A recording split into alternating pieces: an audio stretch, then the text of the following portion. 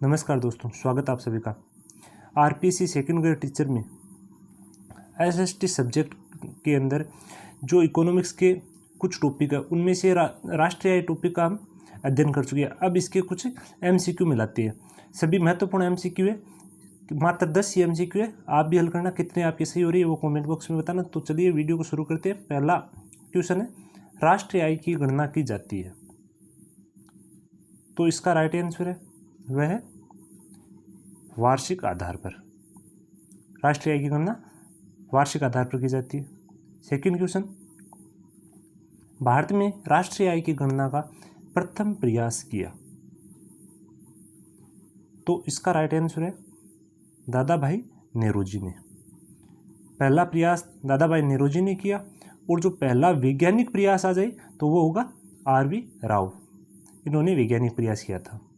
Next question, राष्ट्रीय आय की गणना का कार्य करता है।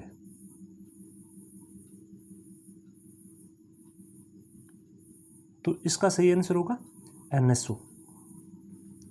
दोस्तों, पहले राष्ट्रीय आय की गणना का कार्य सीएसओ करता था, लेकिन 2019 के अंदर सीएसओ और एनएसएसओ को मिलाकर एक नया संगठन बनाया गया, नया कार्यालय बनाया गया, एनएसओ, नेशनल स्टैटिस्टिक्स ऑफिस, राष्ट्रीय सांख्यिकी कार्यालय। तो अब राष्ट्रीय आय की गणना का कार्य एनएसओ ही करता है। नेक्स्ट क्वेश्चन, राष्ट्रीय आय की गणना का आधार वर्ष है। तो इसका राइट आंसर है वह है 2011-12। पहले आधार वर्ष था वो 2004-05 था, बाद में चेंज करके 2011-12 कर दिया गया। नेक्स्ट क्वेश्चन, राष्ट्रीय आय के बारे में कौन सा कथन सत्य है। बहुत अच्छा क्वेश्चन है दोस्तों। यदि आप ये क्वेश्चन सही कर देते हो तो आपका ये टॉपिक बहुत अच्छा क्लियर है, ये मानकर चलो। तो पहला ऑप्शन है राष्ट्रीय आय एक पर्व है। राष्ट्रीय आय मध्यवर्ती वस्तु सेवाओं का मूल्य। राष्ट्रीय आय में स्थानांतरण भुगतान को शामिल किया जाता है। यह देश व विदेश के नागरिकों की आय है। तो इसका सही आंसर है वह राष्ट्रीय आय एक पर्व है। पर्व का मतलब फ्लो। यह क्या कि पूरे वर्ष का क्या होता है, फ्लो होता है। अब देखो दूसरा कथन गलत कैसे है। राष्ट्रीय आय मध्यवर्ती वस्तुओं का मूल्य, मध्यवर्ती का नहीं, यह अंतिम वस्तुओं व सेवाओं का मूल्य। अगला ऑप्शन है राष्ट्रीय आय में हस्तांतरण भुगतान को शामिल किया जाता है। दोस्तों, हस्तांतरण भुगतान को अनुत्पादक व्ययों को इसके अंदर शामिल नहीं किया जाता। हस्तांतरण भुगतान का मतलब जो पेंशन वगैरह के पैसे मिलते हैं ना, बिना काम किए सरकार ऐसे ही पैसे देती है, वो होते हैं हस्तांतरण भुगतान। इसको राष्ट्रीय आय में शामिल नहीं किया जाता है। यह देश और विदेश के नागरिकों की आय है। यह केवल देश के नागरिकों की आय है, विदेश के नागरिकों की आय नहीं है। तो इसका सही ऑप्शन है राष्ट्रीय आय के पूर्व है। बाकी सभी ऑप्शन गलत है। नेक्स्ट क्वेश्चन, कौन सा कथन असत्य है।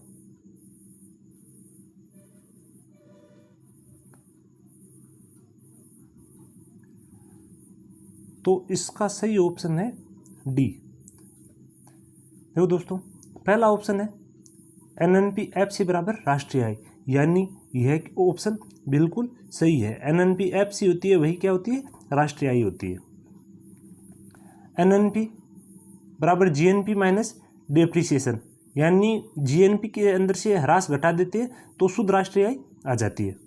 प्रति व्यक्ति आय बराबर एनआई बटा जनसंख्या। एनआई यानी राष्ट्रीय आय में जब संपूर्ण जनसंख्या का भाग देते हैं तो आ जाती है प्रति व्यक्ति आय। और जो प्रति व्यक्ति आय है वही वास्तविक विकास का आधार है।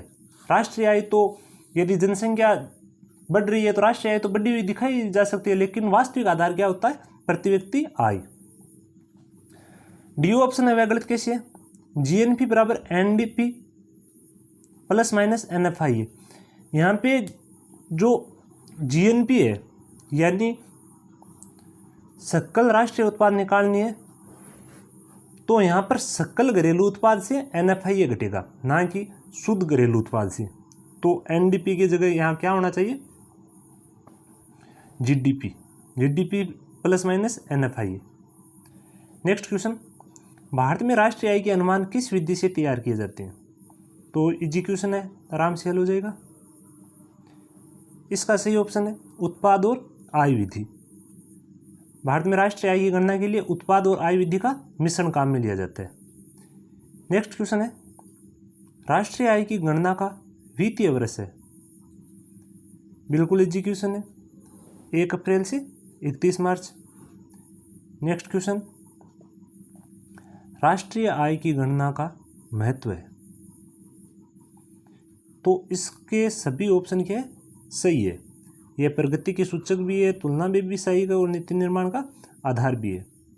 नेक्स्ट क्वेश्चन, भारत की राष्ट्रीय आय में किस क्षेत्र की प्रमुखता है? तो इसका सही ऑप्शन है सेवा क्षेत्र। 50% से ज़्यादा हिस्सा भारत की राष्ट्रीय आय में सेवा क्षेत्र का है। सेकंड जो 2 नंबर पर ऑप्शन है, जो 2 नंबर पर क्षेत्र है वह है औद्योगिक क्षेत्र और लास्ट पर है कृषि क्षेत्र। 3 क्षेत्रों में बांटा गया है। इसमें तीसरा स्थान किसका है, कृषि क्षेत्र का। पहला स्थान किसका है, सेवा क्षेत्र का। तो ये थे राष्ट्रीय आय से संबंधित 10 महत्वपूर्ण क्वेश्चन और टॉपिक आपने पहले ही कवर कर लिए। धन्यवाद।